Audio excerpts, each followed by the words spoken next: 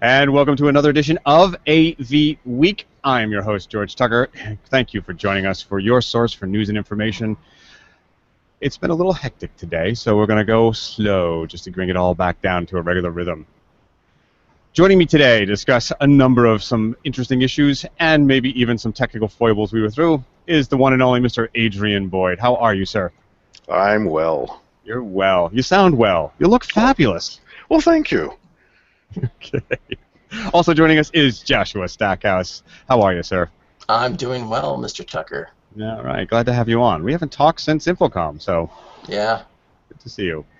And last but not least is Joe Whitaker. He is from CEDIA, the Board of Directors. Good to have you, sir. Well, thank you, guys. Thank you guys for having me on today. All right. And a fabulous poster you've got going on back there. Thank you very much. Yes. Pointed out. It's in Dallas. It's coming up soon, people. All right. So let's get to the news. One of the first ones is from our friends at Innovate Magazine. They're talking about a hybrid environment for control. And I'll share this with everybody here. Here we go. So what is this? This is an open-sourced control, sort of like a plug-and-play, I guess you could say, for stuff. The premise is that you take this open-source program, point it at an object, and it automatically has the controls for you. So no more digging around, no more having to get specific controllers. It just knows. Adrian, I'm going to start with you on this. Is this just a fad, or do you think this is something that could really change stuff? Well, it's really interesting. It's based out of some research that MIT has been doing the last couple of years. And you download the app, and this is not it does not work out of the box right away. There's a few steps that you have to do, and a lot of it's based around the Arduino, software and hardware platform. So one of the first things you have to do is you have to create the environment, because it's going to look for the information in order to make this work. Is this going to be kind of something newer in the future? I think this is a lot of where we're heading with technology, where devices are going to be, as part of this, that new coin phrase, what is it, the Internet of Things. Everything is going to be talking with everything else and sharing information, and it's the Minority Report all over again. Well, Joe, let me bring this to you, because when we watch this video, part of it's talking about interconnecting devices right from the touchscreen. That's a big change, and we've been debating, I guess, tactile and haptic versus the frictionless screen, but this brings a whole new dimension to what we're doing, and it might even, for the industry, though, mean less or more gear.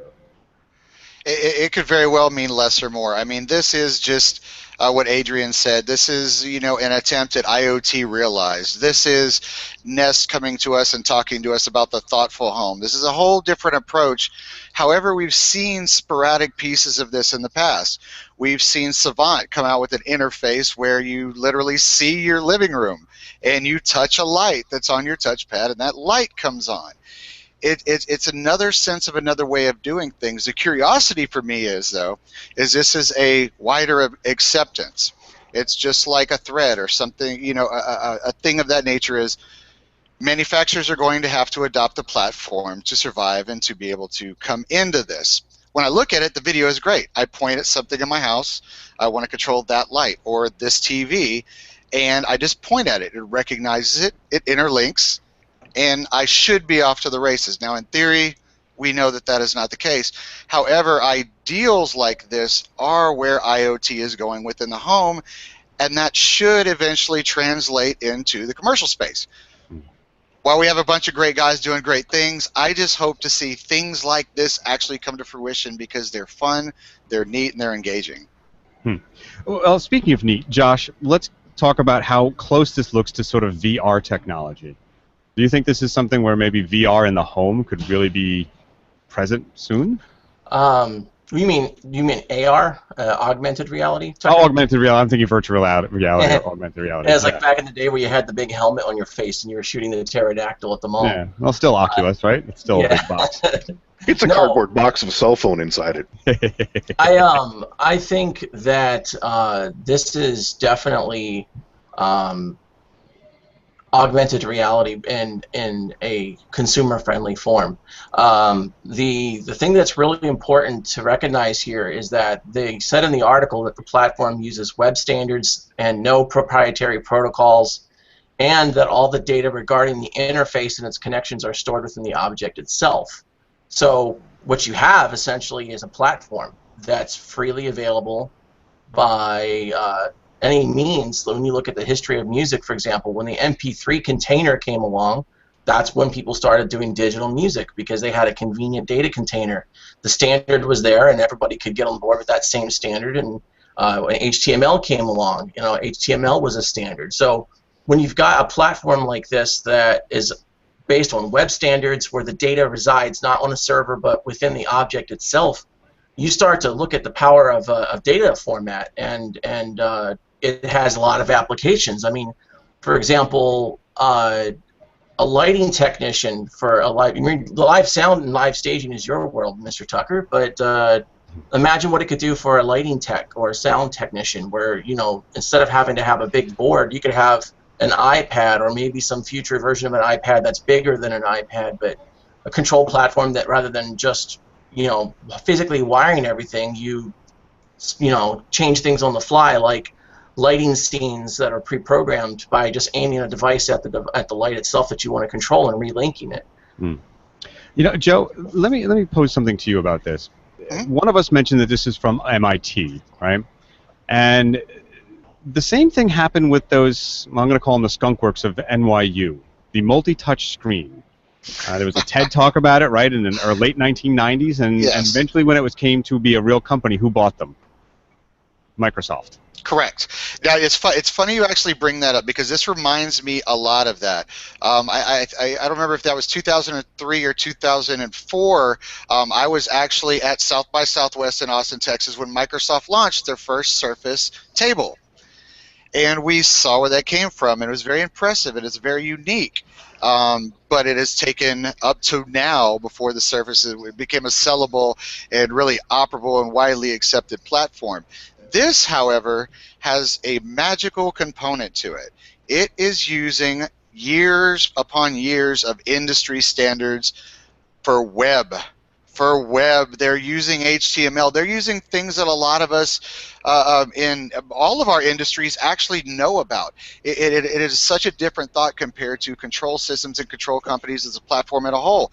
I don't have one guy that does C++ and another guy that does Lua programming and another guy that does this. And, oh, by the way, what happened to hexadecimal? It doesn't matter anymore. Now I have a single platform, easily adoptable, that you could seriously take an entire control platform for just about any device, and because it is HTML, it could sit on a very tiny 8 gig SD card if it wanted to. I mean, you're talking about a control platform that can really do anything. And coming from MIT, that is great, but you hit the nail on the head. Surface was bought by Microsoft, matured, and it does well. Who is going to buy and take this technology? Will it be Apple? Will it be Google? It will be somebody big and influential that has been looking for an opportunity to saturate and jump into this market. Could be the diving board for Brillo. For Google's Exactly. Brillo. Yeah, you make something up though there, or you bring up a good point. You said that it's on a small thing, and I'm struck by the fact that we're only 2 days out from the return of Apollo 11, nearly, 40 years ago. So 40-odd years ago, and it was running on computers that were probably less powerful than the one you just described, and we're sort of going back towards it. It's a very interesting thing. We've reached the pinnacle with the iPhone, in terms, pinnacle, and now we're sort of coming back to this sort of very small memory usage and this little mesh idealism, which this, I think, is going to use. Exactly. Yeah. Adrian, I want to throw something at you about this, though. This brings back a whole debate on how much we need interfaces. About 2 or 3 shows ago, we had a conversation of haptic and sort of ultrasonic deformed surfaces being needed for feedback. And some of the panelists weren't so sure that you really needed that feedback. In a case like this, and in general, what are your thoughts on that? Do we need that real tactile feedback, or is it just some of the old guys like me who still sort of lust for the weighted knob? Well, both you and I, like weighted knobs, and feedback in terms of control systems helps individuals relate to the world around you. When we, let's just kind of turn this a little bit. If you have a disability, if you're blind or you're hard of hearing, feedback is the only way that you know if something is working. If it's audible or if it's visual, that's a real benefit to you. And we still require feedback of some sort. I mean, how satisfying is it to pick up a pen and click the top of the pen and hear that click? You know the pen is working. I don't think feedback is going to go away. It may become more diverse. It may become more integrated with our devices and how we're operating. We look at all of our cell phones. What's the two biggest pieces of feedback that we get in a cell phone? It's vibration and it's audio. The video is not a big deal because most of the time, where is our phone? It's in our pocket. How do you know when someone's calling you? It vibrates, right? Yeah. So I don't think feedback's ever going to go away. It may just change as we, further start integrating a lot of these devices, and as other products start to get more, I would say, intelligent, connected. Well, Mr. Josh, Tucker? Yeah, I was going to say, I'm going to throw it to you, our sort of millennial on the crew here today. Your thoughts? Are we just reminiscing about old things that don't need to be anymore, or what is your take? No, actually, I think it's more of a paradigm shift, really, into what feedback means. Tactile is only one sense, as Mr. Boyd points out. You've got audio feedback. You've got the vibration from a cell phone. But feedback can be many things. And I think we just had this conversation in the last couple of weeks on AVWeek. The last couple of weeks, there was something about zero UI. Yeah, there was that one as well. Yes. Yeah. So it's kind of like a recurring theme, but I thought that this reminds me of that in that capacity. That what you define an interface as kind of becomes the fundamental question, because how you define the interface will then define what you might use for feedback. So. Right. All right, well, let's move on to some more business-oriented stuff at the moment. Samsung and Apple. Yeah, I'm going to drag out this trope for a little bit, but it's important. This is an article about Samsung having to pay Apple for patent infringements, and they're mainly minor things. And this is really about a bunch of companies, Facebook, Google, Dell, eBay, and a number of others joining with Samsung as a friend of court brief saying, we think you've overstepped your bounds. I'm going to start with you, Joe, from the business perspective. Is this kind of ruling damaging to innovation and to our industry, or is it just the right thing to do? Now it can be very damaging, and this is an article. This is actually something that I've kept track of for quite a while. In that, I've personally been involved in the patent process and device design and these things where you're protecting your intellectual property, but at the same time, things can be protected to the point that they stunt and they kill innovation. It happens. It's happened across the industry multiple times. Apple, Savant, Lutron. List goes on and on and on. It happens. But what ends up happening is there's curves around innovation. It creates ways to be something totally different. Now, this is more of a business thing than an innovation thing when I look at it, because when you look at the players, you look at Google and you look at everybody else that's involved in it, Facebook. These guys have native built-in stake with Samsung. They have hands in this, so it hurts them on the cell phone market. In the end, this could be one of those detrimental things that is going to hurt everybody, because if they can take Samsung for those reasons, which you are on the point, very minuscule, very small, very wide open, and they can just go out and they can say, everybody is in violation of the exact same components, and that's what kills innovation, is when patent offices allow very broad and open verbiage inside patents that actually destroys innovation. Hold on, guys. I'm going to have to stop something for a moment. I'm getting a weird feedback, and I need to figure it out. Josh, do me a favor. Can you go to the link for the YouTube page for this and make sure we're getting audio? I'm not hearing any. And I did a quick QC, and I'm not hearing anything, and I'm worried. Sorry, guys. Rather stop now and edit it out later than realize we've never had any audio. Where's Bill O'Reilly when you need him? Yeah, right, exactly. We're good. You hear it? Yeah, we're good. Okay, because I wasn't hearing. I'm playing it now and I hear nothing. Okay, good. Okay, so I need to know what mark I'm at, but I'll find it.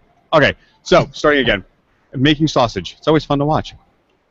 So to that end, Adrian, Joe makes some good points about this. That it can be both protective and a bit disturbing to innovation.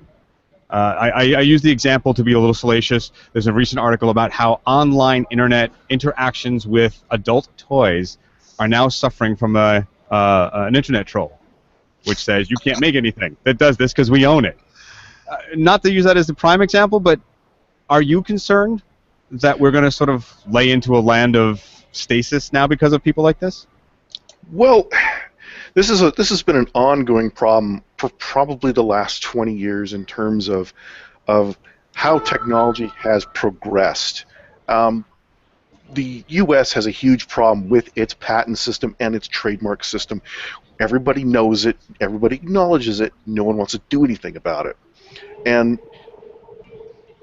every idea, every patent that is out there, someone has at least thought of it twice, you know, and we see a lot of this now. Similar concepts, similar ideas that two people have come up to the same conclusion, the same idea. They both patent it. One guy's got it first, so he gets the patent, and we see a lot of similarities in technology. Well, this has happened since the beginning, isn't it? We're talking Edison, we're talking the phonograph, the car, the telegraph. Exactly, exactly. This is nothing new, but a lot of these lawsuits that we're now seeing, that we've been seeing in the past with patent trolls and with major manufacturers, is they feel that something that they've created is being infringed on, but we've almost gotten to the point, I would hate to say critical mass, but we've gotten to the point where we're at with technology that I wouldn't say there's no new ideas, but it's a lot of similar ideas, a lot of similar thinking, because there's a lot of really smart people, and they're all kind of on the same path. And when you get a lot of that thinking and get a lot of that direction, you start seeing similarities in technology, and then people go, well, that's stealing something I already thought of. Well, maybe, but you know, someone else thought of it too. And it does stifle innovation, because people now have to spend to bring a product to market. They're thousands of dollars, if not hundreds of thousands of dollars, depending on what it is, doing trademark and patent research to make sure that you're not going to get sued to oblivion because the product you're bringing to market is like somebody else's. And it does stifle innovation a little bit. But, you know, I'm always struck with the thought of, not that I thought of that, but I should have thought of that. Why did I think of that? Yeah. Jeez. Josh, come up with Facebook. Gee. Yeah. Josh, let me bring this to you. Adrian makes a point about there's lots of smart people doing very similar things, trying to solve a lot of similar problems, actually.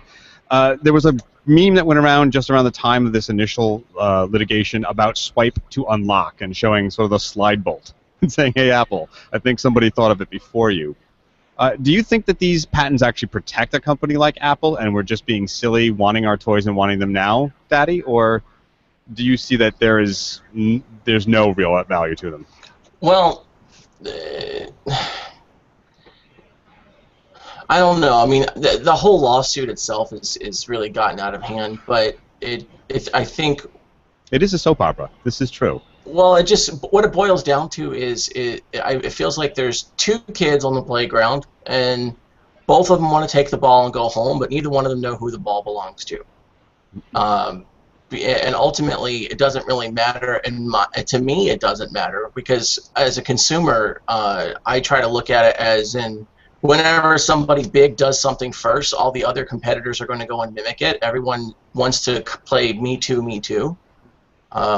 Apple was the first one to come out. Wasn't the first to come out with an MP3 player, right? But Apple had a better UI. They spent money in human-computer interfaces, and they developed the jog wheel. then everybody wanted an MP3 player all of a sudden, and then everyone copied that. The smartphone is a category where Apple just happened to kind of sort of create the category, but they really didn't. They defined the standard. So let me pose a question, because you brought something up that I think is pertinent to this, and I'm going to put it to the round real quick. You know, you said that when somebody comes up with a sellable and popular feature, everyone wants it. Well, I want to be 6'4" and be really well built, but I'm not. Does that really change the dynamic when we think of it in that way? And let me start with Joe, because Joe, you said that this sometimes can stifle innovation, but there is that factor, isn't there? I came up with it. It's my rounded edges.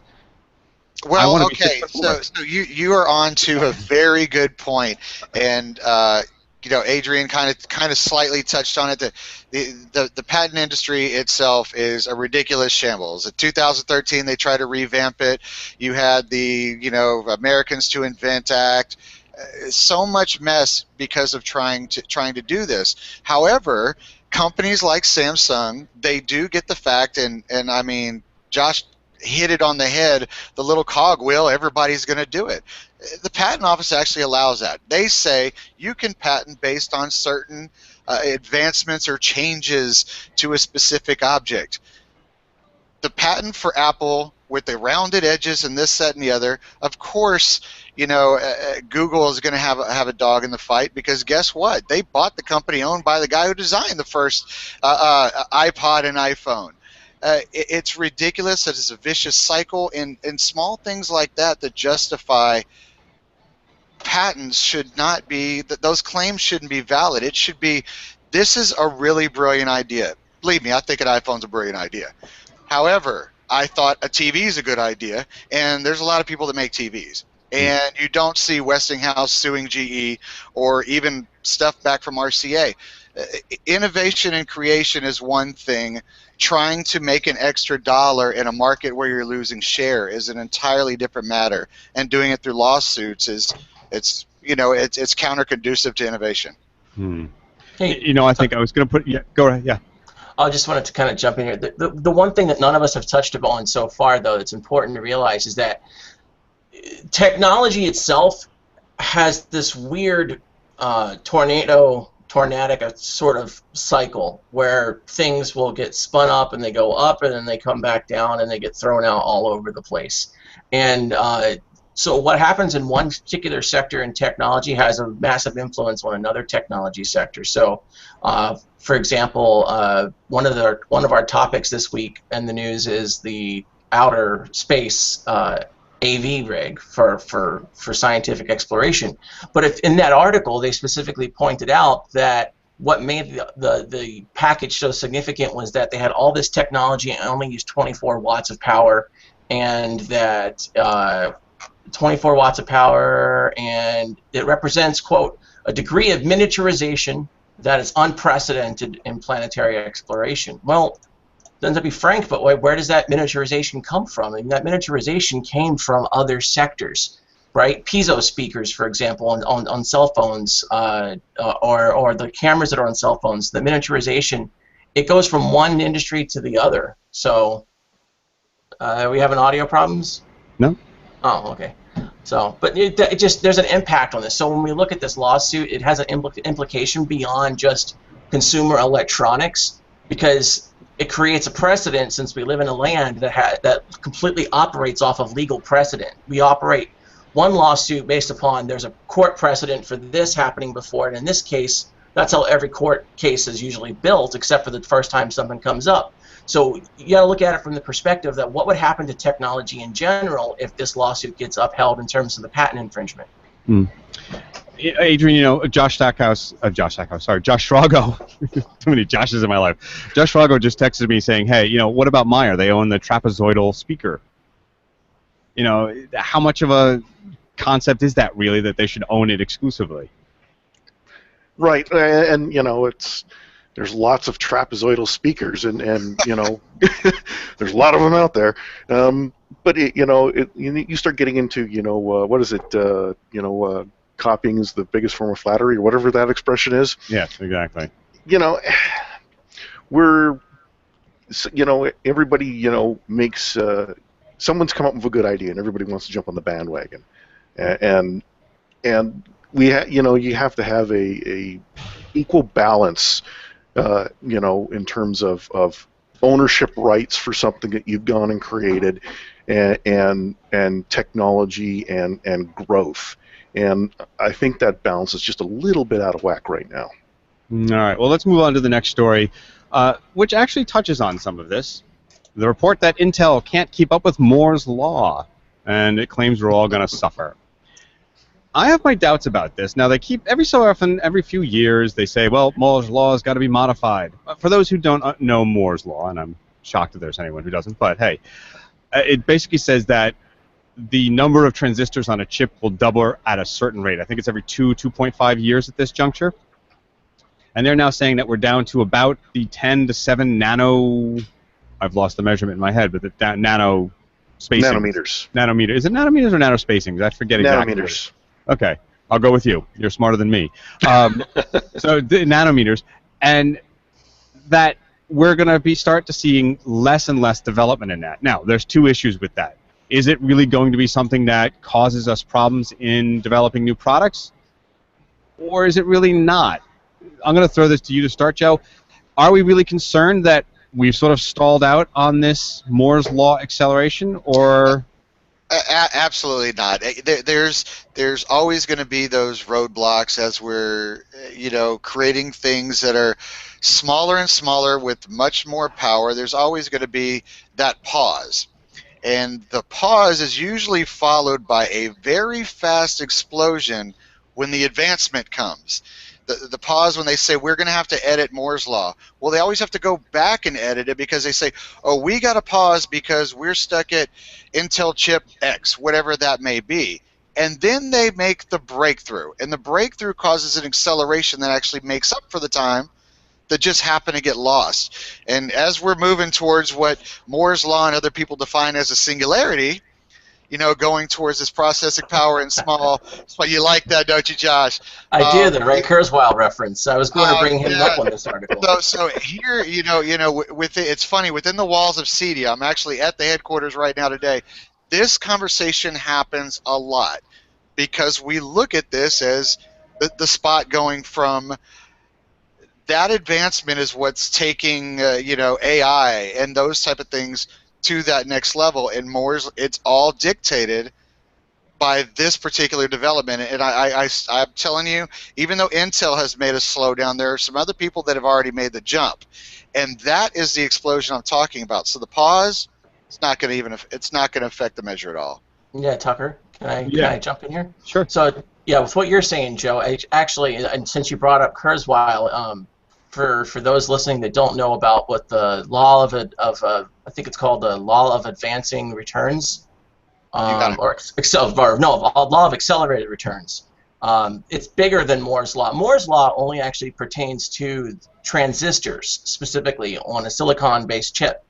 But the law of accelerated returns has a much broader kind of philosophical approach when you're looking at technology Correct. design. And they follow pretty well together. Yeah, they do, but I think the Ray Kurzweil theory kind of has a bigger impact because this isn't even a significant issue in my eyes. And granted, I've been using computers since I came out of the womb practically, but I mean, really, getting on about 4 hours ago. Touche. No, I mean, you look at the paradigm shifts that happen, right? Technology advances on sort of if you look at like an XY axis like this, it moves on an S curve that moves up and to the right. You get a paradigm shift. We went from vacuum tubes, which was the fourth generation of technology paradigm, and then we went to the fifth generation of paradigm, which was the transistor, and we're at the verge of the new paradigm shift, where we're going to have to move into things like 3D molecular self-assembling computers, nanocomputers, DNA computers, protein-based computers, those sorts of things. Three-dimensional circuits. We're just approaching the end of a particular paradigm shift. It's exactly what Joe was saying. We're just on the verge of something new that we're going to start exploring, and it's just a matter of time, because we're going to take the processing power that we have now, we're going to apply it to try to build the next thing, and that's going to give us the capability to build the next thing, and when the next thing is there, all of a sudden we're going to have that accelerated explosion that Joe mentioned. All right, so let's talk about this. We're not talking now, though, just getting smaller and smaller chips and more transistors on that surface of a chip. Adrian, part of this, I think, and some of the articles in the New York Times about 2 years ago talked about this, where they said some of it's actually functional, some of it's architectural. And I don't mean just the architecture on the chip. It's we're using more thin clients now. Joe touched on it when we were talking about you can fit this all in a very small 8-bit Arduino. Is that really part of our answer, where it's not going to stifle the innovation and all the new stuff that we look forward to, the upcycle, upgrading that all of our clients do and we feed off of in many ways? Well, one of the things, just let me put this in perspective. When we're talking, 10 nanometers is about the size of a human antibody. It's really small. We're, electron microscope stuff here. When they talk about, it being, functional, and the smaller you get, you run into things with power leakage and other issues in terms of processing, which is one of the reasons why kind of this decentralized computer network has become pretty popular, because you can spread this out, over a network. Intel,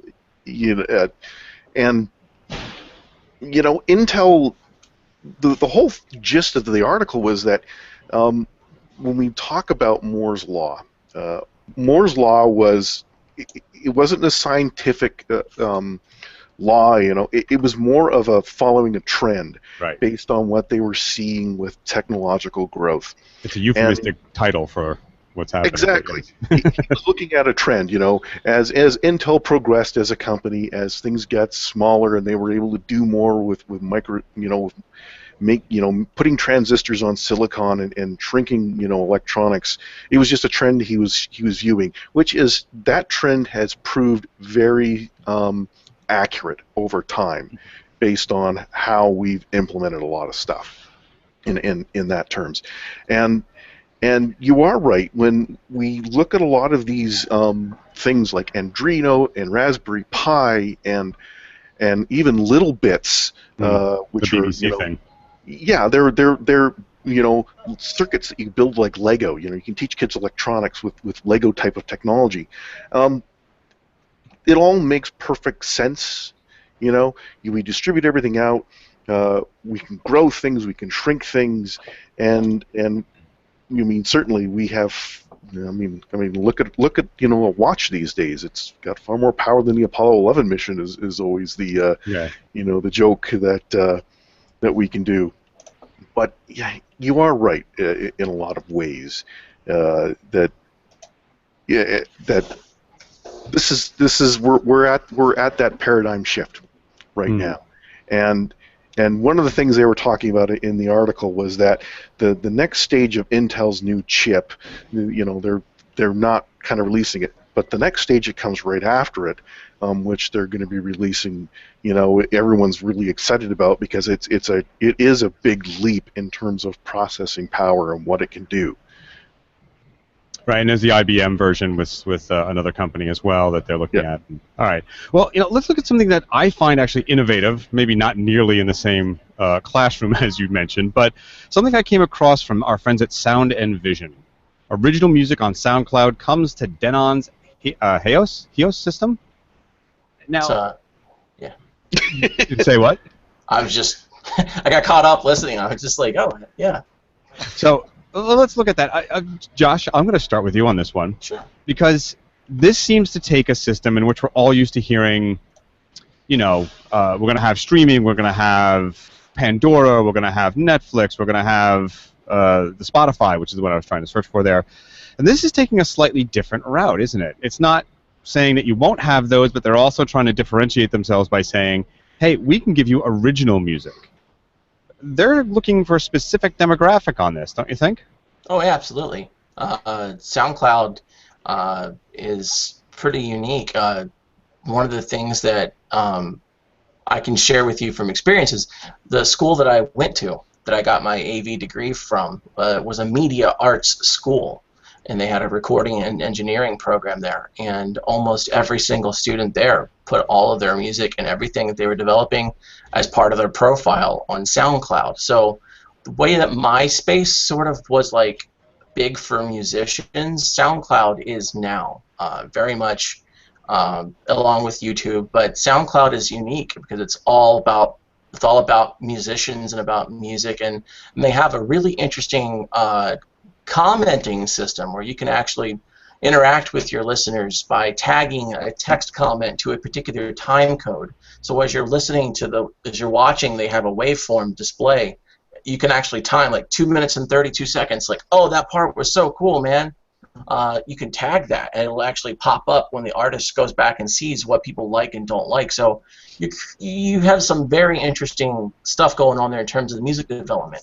On the home entertainment operating system, the HEOS system, I've never actually gotten to play with it, but a couple of years ago when I got out of selling retail consumer electronics, that was just coming in, and I'm a Marantz guy. For me, like, Marantz is one of my favorites, but I don't do the Denon thing. All right, well, let's bring that in though. I want to bring Adrian into something about what you brought up. Adrian, he's talking about how it's the new interface. Really, what you were describing is MySpace 2.0. But for a system like Denon to sell to this market, I'm seeing it as sort of the millennial, maybe urban. I know a lot of guys that I work listen to a lot of their salsa and bands from South America on it. This is really sort of trying to push that type of distributed audio into a market that we have yet to really achieve any solid traction in. Yeah, I would agree with that. What's interesting about SoundCloud is it's kind of like a democratic method for musicians to kind of enjoy their music and share it with others. So it's like Spotify on steroids. You create an account, you can log in, you upload the music you create. A lot of the music there. There's even record label artists. They'll put weird mixes and remixes of their songs. Hey, what do you think of this? Guys in the hip hop and rap community will put their beats up there, and everybody can say, hey, that's cool, that's right, that's sick, I liked how you did that. A lot of the musicians in the EDM world, put their stuff up there, and so making this available on a system that's removed from a computer. So you log into your account, you can get your favorite artists that you've already picked on SoundCloud. Now you can listen throughout the house without having to use your phone or your computer. It's just another step of embedding that content that's online and bringing it closer to other devices. Joe, this is actually pretty genius. This is actually looking at a whole new marketplace and a whole new way of where we've already lost the physical medium. Now we're losing the registered label and the official music. It's all coming down. It's funny the way it works, because for Denon, this is a very brilliant play. I'm in a world where the competitive space in wireless music is starting to get bigger. Denon, Sonos, and everybody's picking what they think is going to be what makes their platform better. Sonos did high res. Deezer, brilliant for them. They could do that. But Denon took an entirely different and genius approach in a time when musical media, most of the stuff that is fed to people who sit in front of the TV comes from American Idol and The Voice. These are unheard of, unrecorded artists, and they're everywhere, and they're creative, and they're new, because people are tired of hearing Taylor Swift. This is where, this is... Speak for yourself. It's innovation. Don't mess with Tay-Tay, man. Hey, man, it's innovation with music, with a brand that is trying to do something innovative. And I'll tell you what, I use SoundCloud. I love it. I find stuff that matches, moods and things that I'm not going to hear in my car on the radio I haven't heard before. I'm able to discover new music again, which has, that's kind of been taken away from me by artists and such. So it's really a brilliant move from Denon. to bring something like that to a product that is still growing. Yeah, it's almost like going back to the day of sharing mixtapes, you know? Oh, yes, it takes me. Well, okay, no, he's too young to remember mixtapes. Me? Oh no, my friend. I know the connection between a cassette and a pencil eraser. I was going to say, I didn't say mixed CDs. I said mixed tapes. No, but I mean, yes, it brings us back to being able to actually love and enjoy music again. Yeah, it's very interesting. Although I have to contend with you, as much as I may not enjoy Miss Swift's music, I think she's more punk rock than punk rock because she owns everything she wants and she does what she wants with it. And how much? I mean, how much more punk rock can you be, right? Mine go away. She brought Apple to its knees. Remember? She did indeed. She did indeed. Something else that might bring us to our knees: Windows 10. In more ways than one, but in this case, from our friends at Geek.com, Windows 10 automatic updates are mandatory for home users. Now, there's a little note here that's saying business and IT firms can actually opt out of that. And we know the big Merrill Lynches and the Fortune 500s who are probably just getting into Windows 7 now after getting off of XP because their sort of rollout rate is years and years behind. But here's my quandary with this. And I'll start with Adrian on this. This, though, means that the people who supply our interfaces that we're now using on the web and on mobile devices, because Windows 10 will roll out to some mobile devices, they may just suddenly stop working. This, I think, is a problem for us, or am I just over-paranoid? Well, there's two ways I look at this. One, it's finally Grandma will not be phoning me when her computer doesn't work because she's got a virus or, you know, something malicious has gotten in because, you know, she hasn't updated her computer in months. This is a good thing for the average home user. Microsoft has had their butt kicked quite royally the last couple of years with the fact that they have been slow to respond to vulnerabilities in their software, and users overall have just been slow to respond to, you know, patching their products. Mm-hmm. But, you know, in the sense of when you have a, you know, when we look at it in our world in the commercial space, that's not good to have automatic updates because, you know, whenever you update something, oh, it's the newest greatest thing, let's update, and then you realize 4 or 5 things are broken that you actually need. Need we talk about manufacturer's firmware, which is far less complex than this operating system? Yes. So, you know, the fact that, you know, an IT environment, you know, will be able to choose updates when they want them, or when they need them, or when they prove that that it's actually good for them to use. That's great. I think it's perfect for the standard average home user, based on their level of adoption of technology. Now, it's not going to work. It's not going to work for everyone. I mean, you can't paint everybody with the same brush. Right. But overall, I think it's a good thing for Microsoft to do. Well, I want to bring Joe into this one because, Joe, my premise on it was how much of the service contract has to deal with the possible kaboom factor, as I like to call it, when Windows decided to update. I can't tell you how many times I've lost editing when Windows suddenly said, "Oh, I'm doing it now." What? Where? You hit the nail on the head. There's 2 ways to look at this, though. So, you know, not so much about my computer doesn't work because I caught a virus because I haven't updated it forever, because I've been playing with the Windows 10 beta, and that's not even going to be part of it because that's based on your McAfee or your AVG or whatever antivirus. The problem is going to come where, just like you, I'm in the middle or something, and all of a sudden I get we're going to restart because we're updating. And I'm like, are you kidding me? I'm in the middle of programming a system here. Why are you doing this to me? I'm going to lose 4 hours of work. And the worst part of this entire situation, coming from a big IT infrastructure side, is that little opt-out to opt out of those updates is most likely only going to be for the corporations that use Microsoft volume licensing agreements. It's going to be part of an EA agreement. So if you're not a big corporation, you're stuck and you're going to get auto updates, and there's nothing you can do about it. And it's going to be bad because, you know, in the IT world, there's not a great IT guy anywhere that doesn't go into his enterprise and totally shut off auto updates because they are the death.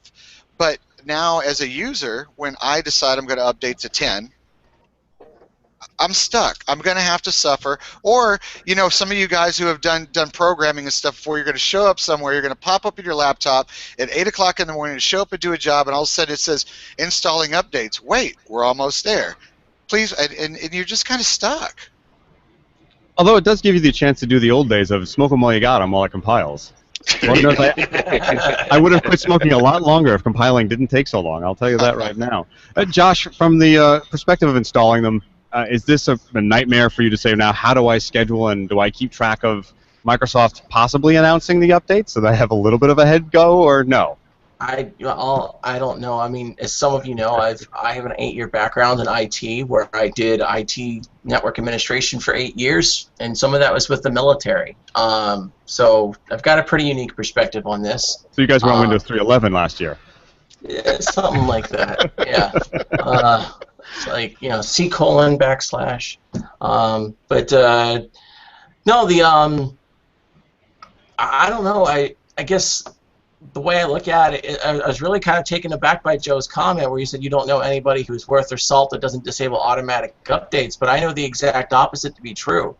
My wife is a network security engineer, and that's what she does for a living. And her personal opinion on this subject matter, I actually asked her because I was coming on the show. I wanted to know what she thought about it. Was that she thinks it's for the better, because most people are going to put it off and put it off and put it off and put it off, and they're never going to update their computer, and it's going to make it more vulnerable, and they're not going to have any fixes for their vulnerability in their patches. So I think I agree with my wife in that in a corporate environment you don't want that, but in a home environment I think it's for the better of the populace, because it's kind of like inoculating your children when they're young, giving them all you know, immunizations. Granted, I'm probably stepping into some people's sensitive territory with that comment, but you know, generally speaking, it's a herd immunity. That's what I'm getting at. It's herd immunity. Okay. Well, yeah, I'd like to add something to that, Josh, if I could. Your wife is on the money, because in a corporate environment, you do not do the updates based on when Microsoft decides to send you the updates. You do them based on group policies, or using, you know, you do them within your infrastructure. You do them planned. You do them at midnight. And you do those things. But when it comes to the consumer, yes, but it should have that optional of, let's do this at 4 a.m. when I'm asleep, not let's force this on me right now, right this second, because we definitely don't want grandma that you go to update and it says 256 service patch updates, and you're like, Grandma, make me some potatoes, because you're going to be there forever. But, you know, still having the option to be able to at least put it off for a couple of hours so that guys like me and you can do our work would be great. Yeah, well, here's my thing, and I'm going to use an example of the infamous Apple Nano. I don't know if any of you guys remember this, but everybody jumped on the bandwagon. We got controls and we got interfaces to our systems. Every manufacturer had one. And then one day the colored Nanos came out in bright colors, and every single dock stopped working. And at first, working inside of a manufacturer's tech support at the time, we thought it was us. Oh God, what did we do? What's wrong with the firmware? But all it was is they changed the pinouts. And went, oh, by the way, did we not inform you? It's a hardware change. Sorry. And the only reason you knew about it is because the guys on the community boards about Hummer and Chrysler and all the rest were starting to complain that their Nanos don't work in their cars. I think That's when that the happens, kind of thing I worry about. When that happens, George, I think you do it. I think you do this right here. Hulk smashed. You know, we need AV Hulk. We need the AV Hulk Twitter guy on. That's what we need. All right. One last one here, just to round it out. Today, they're going to be showing, probably as we're speaking here live on a Friday, is the Horizon will be sending out new photographs. And Sound and Video Contractor did a nice little segment on what it takes to get the cameras and the information to us. And it's from an AV perspective of that there was a very specific design going on here. And if you read the interview, and it's down here somewhere with the guy that did the lead engineer for the camera, they had to do something about scalability where all the materials needed to be the same so that when it was in space getting farther and farther away, it would shrink the same. My curiosity, I guess, is in that realm of, do you guys see any installs that we have to be very specific about, and that something like this would apply? Yes. Yes. Yes. Yes. Yes. Tell me. When I've dealt a lot with a lot of large corporations where they want to standardize on their technology, and they're looking at it twofold. One is service for their internal staff, so it's the same box over and over and over, and if one fails, they can have one in backup, and it's easy to fix and replace, or they look at it in training. It's a lot easier to train a group of people on the same system, and it doesn't matter what floor you're on or where you are in the building. It's the same darn thing, and you walk in, you know how to use it. It's not, well, we need 6 different training sessions because we have 6 different types of systems, and they all have different technology. So standardization is really good when you start looking at large systems based on their complexity and based on the number of users you have in an environment. But when you look at even in military applications or in NASA, having all the widgets be as close to the same as possible, when something breaks, it's really easy to reroute things or make other things work to do the job that's necessary. If we all remember back to, Apollo 13, they had different size CO2 scrubbers in the 2 modules. One was square, one was round, right? And how do you make a square peg fit in a round hole? We got to modify it, and that's where a lot of the changes in technology and infrastructure started to go on in a lot of these systems. Is let's make things as close to similar as possible, so if something breaks, it's easy for us to fix. It's a nice little wrap up. I like that. I like that a lot. We're getting to the end of the show, but I wanted to give Joe a chance here. Mr. Whitaker, CEDIA is coming up. Can you give us a little info on what's going on? Anything we can tease out of you? CEDIA this year is very unique in a lot of ways. There's fresh faces involved. There's obvious new technologies, but it's going to be a great time because it's a little later in the year. It's early October instead of September. It's in Dallas, so the weather is going to be amazing. CEDIA is going to have some of the best programs and best events. I've been involved with CEDIA since its early days, and I could not compare any other CEDIA show to be anywhere near this. I mean, the keynote speaker is Michael Rogers. He's a practical futurist. It's a little something different that CEDIA is doing, putting somebody of that caliber and talking about those kind of things out there. But it is important for technology right now and the way it's moving, and we're seeing so much of a lot of you guys in commercial space and residential space, so much of this stuff in the IT space is starting to blend together. It's starting to mesh. We're learning from each other. We're innovating things that are affecting each other's patterns, and it's all kind of coming together, and that's what's really important about CEDIA this year. Are the people that you're going to see, the things that you're going to hear, they match that vision. I mean, it is the future home. That is kind of that's a deal there. And I mean, we're lucky enough that we live in a lifetime that we get to watch it happen firsthand. We get to see this cool stuff that's been influenced by great commercial integrators, great IT people, and it's all starting to come into our house and affect the way we live and make life for us better at the end of the day. And that is some of the most powerful stuff. And this year, you're going to see a lot of that. You're going to hear a lot about it. The attitude is going to be great. It's going to be fun. It's going to be exciting. And there's some party and some fun to be had as well. Do we have an official hashtag? CEDIA 15. That is, right. Well, you could use 2. You got the hashtag CEDIA 15, which is pretty standardized, but also make sure to use hashtag AVTweeps. You got to give those guys a lot of credit. Love those guys, and they'll be out in full force this year. You'll see a lot of interesting blogs from a lot of really recognizable people. I do have to give a shout out to my boy Richard Fregosa. Very very good friend of mine, and he'll be in full force as well. So I mean, it's going to be very exciting, and I think this is going to be one of those industry events that you're going to hate to miss. Very cool. Now you got me excited. Now, and AV Nation will be there, so look for our page. We'll be covering a lot of stuff, just like we did last year, and we'll let you in on a lot of that stuff. That, of course, was Joe Whitaker from J. Whitaker Designs, and, of course, the CEDIA Board of Directors. Thank you so much for your time today, sir. And thank you guys for having me. I enjoyed it. All right. And, of course, Joshua Stackhouse. Good to see you again, sir, and thank you very much. Thank you, Mr. Tucker, for having me on. Where can they find more about you? Pretty much just like you, everywhere on the internet. I am at Stackhouse AV. So if you could find Stackhouse AV, you'll find me. All right, it's you at Stackhouse AV. I'm somewhere else, but there we go.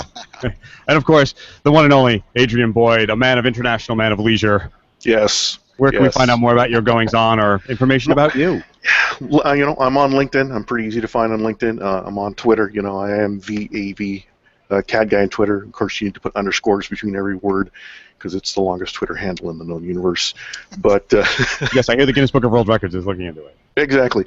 But yeah, it's I'm all over the place, and maybe soon I'll be getting my blog updated and revitalized and start adding some good content. So cool. Well, thank you very much, sir. Yep. And Joe, I forgot to ask about J. Whitaker Designs. Where can they find out more about that? J. Whitaker Designs, based in St. Louis, Missouri. We are a custom integrator. Best place to actually find me and get a hold of me is LinkedIn and Twitter. That is where you'll be able to find me. I actually just, by the way, Mr. Adrian Boyd, you are the easiest man to find on LinkedIn, by the way. Just wanted to let you know that. So I had to throw something out there for you. Appreciate you guys having me, and I'd love to be back sometime. What's the Twitter handle for you? For me? Yeah. Joe_tech_guru. There you go. All right. yeah. All right. And I, of course, am George Tucker. You can follow me at Tucker Tuesday or on the AV Nation and Commercial Integrator magazine. So thank you for listening. We look forward to speaking to all of you again very soon. This has been AV Week.